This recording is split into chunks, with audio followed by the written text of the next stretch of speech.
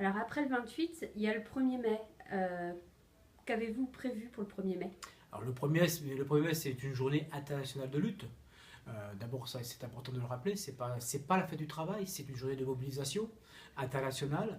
Bien évidemment, dans le contexte français, la question du retrait du projet de loi travail prend tout son sens et on a inscrit le 1er mai en continuité des actions engagées maintenant depuis plus d'un mois et demi pour obtenir le retrait de cette loi. Donc le 1er mai, nous appelons à démaner là aussi les salariés à venir en nombre, à manifester.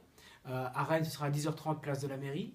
Sur les localités, selon les modalités qui sont définies dans les UL, à défiler donc massivement, à venir en famille pour se faire entendre de façon encore plus forte et plus déterminée que jamais. Et puis nous avons décidé aussi que dès le 2, la question aujourd'hui de la grève reconductible se pose, mais elle ne se décrète pas, elle se décide dans les entreprises. Donc on propose aux salariés de se réunir dès lundi matin, lundi 2, et de décider des modalités de la suite, de décider de la grève, de sa reconduction, d'y mettre aussi leurs revendications pour se faire entendre et dans l'entreprise et au niveau national. Donc on hausse le niveau, puisque aujourd'hui on a affaire à un gouvernement autiste, eh bien on va hausser le niveau de notre mobilisation, de notre expression, pour qu'il entende enfin la voix de la raison et la voix des salariés.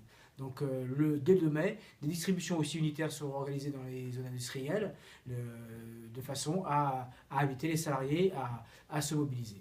Donc on ne baisse pas les bras, bien au contraire, on amplifie la dynamique et on va gagner, ce qui rendra plus fort tous nos entreprises pour faire entendre aussi nos revendications locales.